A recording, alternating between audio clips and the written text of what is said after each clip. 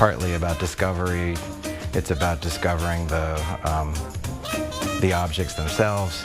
It's about discovering what I can do with them, how I can transform them, and it's a form of storytelling.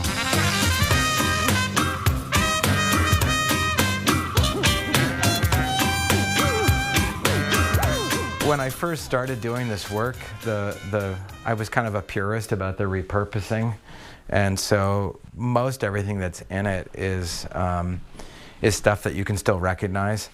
The heads are children's boats, the bodies are ping pong paddles, the suspenders are the spring metal from old shoe stretchers. To try to figure out joinery and ways of using things without cutting them up is it's a tedious way to do things and somewhat limiting. So you know, there was a point where I started cutting things and suddenly my inventory was 10 times more than I thought it was. It became about gesture. It became about color combination that I could actually control. Well, this is where I work. The boxes have labels. It's not a consistent system. You know, like croquet mallet handles is pretty self-explanatory. Animals is a more vague category. They're the leather covers that go over horses' eyes to keep them calm, but they make awfully nice mouse ears, don't they?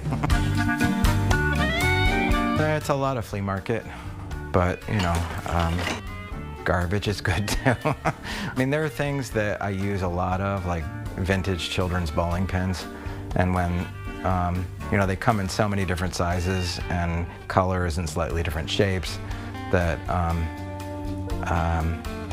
you know, if I don't feel like my choices are enough, I can go on eBay, punch in vintage children's bowling pins, and in 5 days there's a box of bowling pins from Ohio that smells like cigarettes, and I'm good to go again. There's a beautiful skirt. That's a metal lampshade. I forgot about that one. I should leave that out. There's a man lying on the floor there who he's holding a boat, and that's a base for him. And you know, that's an example of color just being, you know, sometimes, you know, in terms of adding things and going somewhere with an idea, just all that beautiful blue, it was enough to make me happy. Sometimes I write down titles. Sometimes I sketch something. Sometimes I have parts that just suggest a certain story.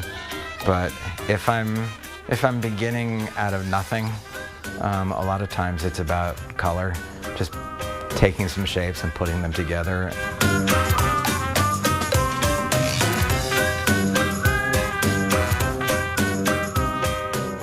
I looked at that and immediately thought, there needs to be a conductor, you know, figure standing with that as a background. And I've used piano keys before as a necktie, but I think I was building to this moment because it's probably the best use of a piano key as a necktie that I could come up with. Sometimes the tape becomes information, or it gives me information, because like what that just did, you know, it's not permanent.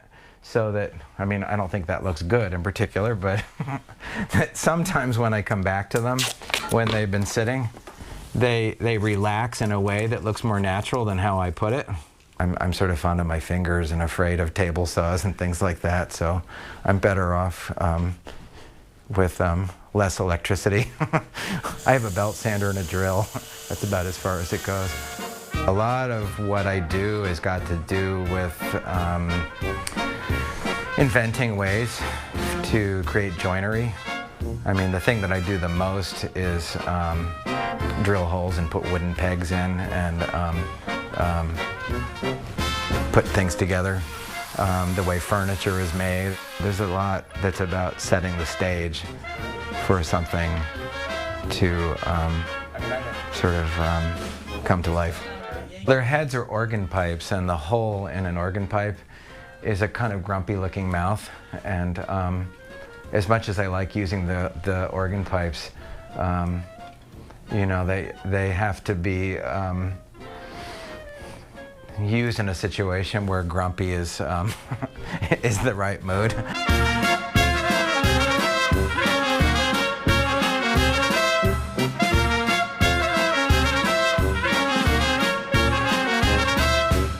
It's hard to have a show and have them all go away. Sometimes they don't sell and they come back home. They can be welcomed back.